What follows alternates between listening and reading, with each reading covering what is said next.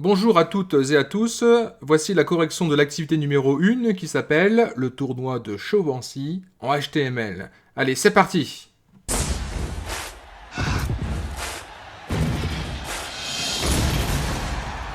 Alors je vous refais pas le résumé d'accord historique, vous lirez la page Wikipédia, c'est pas le but de cette vidéo, c'est pas le but non plus de l'exercice de faire un cours d'histoire, mais bon, c'est une histoire intéressante. Nous allons commencer tout de suite par la mise en place de notre espace de travail. Quand vous réalisez un site web, il y a des fichiers HTML, il y a aussi des fichiers images, et vous verrez plus tard qu'il y a aussi des fichiers CSS. Il faut bien organiser son espace de travail pour s'y retrouver, pour que ce soit propre. J'ai donc, moi, créé un dossier, d'accord, que j'ai appelé séquence 3 activité 1. Dedans, je vais créer des sous-dossiers. Un sous-dossier images, qui va contenir toutes mes images de mon site. Un dossier que j'ai appelé participant, qui va, on va lire ensemble, voilà, qui va contenir l'ensemble des pages HTML des différents participants. Et bien sûr, un fichier index.html. Chaque page web commence par ce qu'on appelle le doctype, la définition du doctype. C'est pour dire en fait au document, attention, ce qui suit, ça sera du HTML. Il va falloir ensuite définir la balise HTML. À l'intérieur, on va mettre un attribut fr pour dire, eh bien, la langue de mon site, c'est le français. C'est important pour les moteurs de recherche. Donc je fais une tabulation, comme ça je décale tout et visuellement, on sait où on en est. Comme ça, on sait que ce qui est décalé à droite par rapport à la balise HTML, c'est ce qui est contenu dans la balise HTML. Donc, la balise head, ouvert fermant. Encore une fois, il y a automatiquement une indentation qui est faite, un décalage. Pourquoi? Parce qu'à l'intérieur de la balise HTML, il y a la balise meta char7 et encodage UTF-8. Vous vous demandez certainement à quoi ça correspond. La balise meta nous permet de définir donc l'encodage de la page UTF-8 qui nous permet ici d'afficher correctement les accents. Les accents, les A, les accents sur les A, les accents sur le E, etc. pour le langage français. Ensuite, une balise title. Bien sûr, important, c'est le titre de votre page. Donc on va l'appeler activité 1, le tournoi de Chauvency. Et regardez, si je vais... Voilà, alors on va peut-être pas le voir ici. On a ma page qui est vide parce qu'il n'y a rien dans ma page index_demo pour l'instant en HTML. Il y a juste les balises meta et la balise title. Et on voit bien que la balise title est interprétée par le navigateur. On retrouve notre titre ici. Nous sortons du header. Et cette fois-ci, nous allons écrire des choses dans la balise body. La balise body qui veut dire corps en anglais. Dans la balise body, on va mettre le titre de la page dans une balise H1. Le tournoi de Chauvency. Alors, il est conseillé de ne mettre qu'une balise H1 dans votre page HTML. Pourquoi? C'est simplement pour le robot des moteurs de recherche. C'est un robot, en fait, ils vont parcourir le HTML de votre page. Il va faire le lien entre le titre, le title de votre page HTML et les différents titres qui sont contenus dans votre page. Et donc, une page doit avoir un titre principal, d'accord, doit avoir un thème principal, et ce thème-là est défini dans la balise H1. Si vous avez beaucoup de balises H1, les robots vont interpréter cela comme une sorte de charabia. Voilà, ils vont dire, oh là, cette page n'est pas bien structurée, on va pas bien la référencer. Donc structurez bien vos pages, utilisez un seul H1, et si vous avez plusieurs gros titres, utilisez les autres balises, comme la balise H2. Allez, la balise H2. Par exemple ici, je vais appeler la liste des participants. Vous voyez, au fur et à mesure que vous éditez du code, vous pouvez sauvegarder, donc CTRL-C, et actualiser votre navigateur, et vous voyez, apparaît ce que vous écrivez. Et juste au-dessus, entre les deux, hop, je vais mettre un paragraphe, donc j'écris mon texte de description. Vous retrouvez notre balise, c'est la balise BR, qui permet d'aller faire un retour chariot, ce qu'on appelle un retour chariot, c'est-à-dire un passage de la ligne. On regarde ce qui se fait. Hop.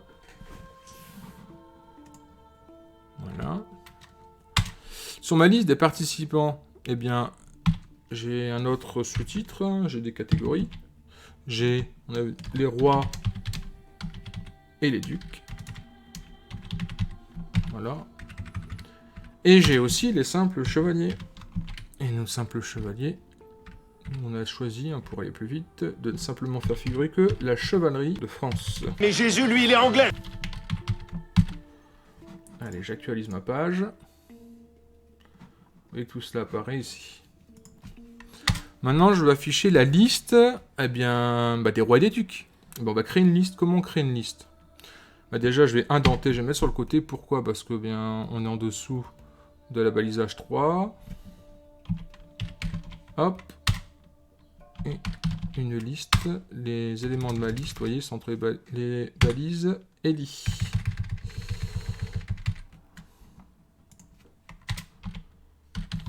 Hop. Donc nous, on avait Rodolphe de Habsbourg. La princesse sera là, il regardera, il ne peut pas perdre. Et Jean Ier de Brabant. Jean Ier de Brabant. Voilà. Dans la chevalerie française. Alors je vais copier pour aller plus vite. Donc la balise UL Eli. Je vais mettre ça en dessous dans la chevalerie française. Alors je mets bien en forme pour que ça soit beau à regarder. Hop. Comme ça, vous voyez, c'est clair. On sait tout de suite quel élément se trouve où et qui est le sous-ensemble de quoi. Nous avons Renaud de Damartin. Et nous avons notre ami Mathieu de Trie. On refait un petit refresh de ma page. On a bien donc la liste des participants, les rois et les ducs, la chevalerie de France, et en dessous des listes avec le nom des participants. On voudrait mettre devant les participants, eh bien, leurs armoiries. Alors vous voyez, j'ai mon fichier index.html, enfin l'index des mots, et à côté, juste au-dessus, j'ai un dossier qui s'appelle IMG, qui contient mes armoiries avec les noms des fichiers. Comment ajouter une image?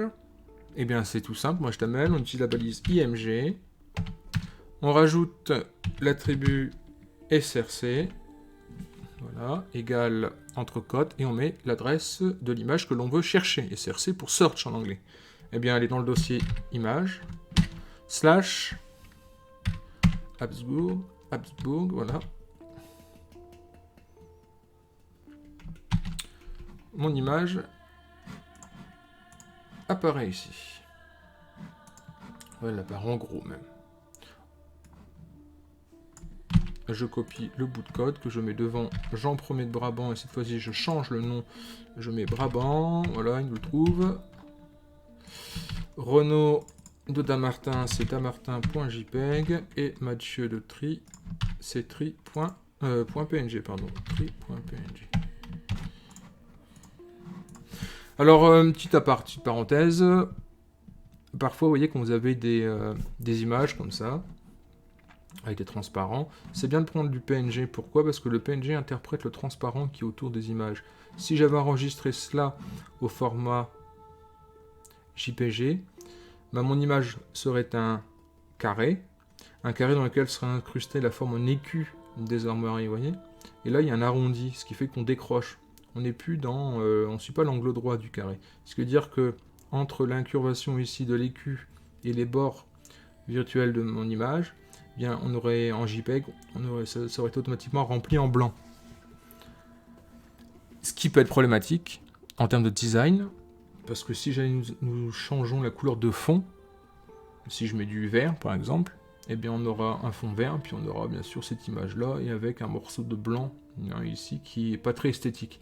Donc vaut mieux conserver la transparence, comme ça peu importe le fond que l'on met plus tard, eh bien l'image s'incrustera parfaitement. Alors maintenant je veux que quand je clique... Alors j'ai oublié son prénom, lui, Rodolphe. Il est blond, plein de malice.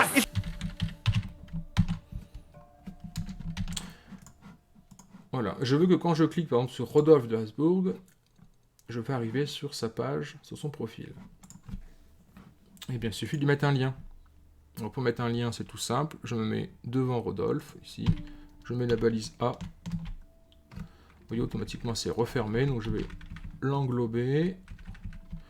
Voilà, comme ça veut dire que mon lien concerne Rodolphe de Habsbourg, mais il faut lui mettre un paramètre, un attribut. Et bien le lien, c'est href. Hypertexte référence.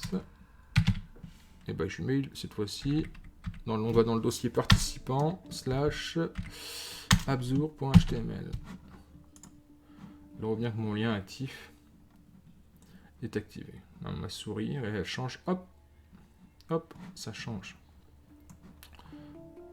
Je fais pareil avec les autres.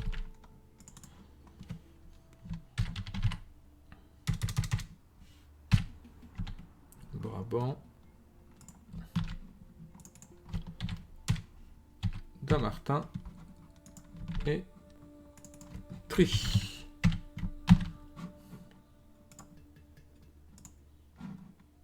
Ah oui, alors ça marche pas parce que j'ai oublié d'encapsuler les noms avec la balise ouvrante et la balise fermante. Donc je rapatrie la balise fermante ici et ici aussi. Mais c'est très important, cette notion d'encapsuler les éléments que l'on veut modifier ou mettre en forme avec le HTML, les encapsuler dans les bonnes balises, parce que sinon ça ne marche pas ou ça ne prend pas ce que l'on veut. Voilà, on a bien nos liens. Donc voilà pour la première partie. Maintenant, donc j'avais déjà fait le habsbourg.html, qui est ici. Donc on retrouve le doctype, on retrouve le HTML, on retrouve le header avec cette fois-ci notre titre, Tournoi de Chevancy, Rodolphe de Habsbourg. On a notre body et on a d'autres éléments. Alors j'ai mis d'autres éléments pour vous montrer d'autres choses. J'ai mis les conteneurs div, d'accord? Les conteneurs div, c'est quoi? C'est simplement des boîtes que l'on va pouvoir, avec le CSS plus tard, bien donner des nouvelles valeurs de couleur, de taille, de dimension, de positionnement aussi. Ça va permettre de positionner les éléments sur notre page comme on veut, mais des positionnements les unes avec les autres. Je peux aligner deux boîtes différentes. Voilà, donc on verra ça plus tard. Donc ce HTML là donne, si je clique sur Rodolphe de Habsbourg, vous êtes mon chevalier préféré. Voilà, donne ceci. Donc voilà pour la correction de cette première partie. Vous avez déjà les bases pour faire vos sites web en HTML brut. Vous pouvez vous entraîner chez vous, vous pouvez continuer aussi, si vous voulez inscrire les plus de 200 participants de ce tournoi, vous avez du boulot. Voilà, je vous souhaite une bonne journée, un bon courage pour votre formation. Je suis là pour le tournoi.